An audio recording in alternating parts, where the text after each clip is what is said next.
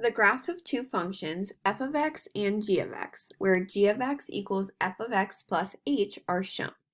Based on the graph, what is the value of h? So here we can see f of x is the red line, g of x is the blue line. It looks like they have the same slope, so that means they're never going to intersect.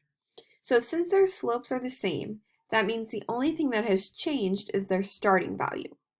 So f of x starts down here at 0, 0.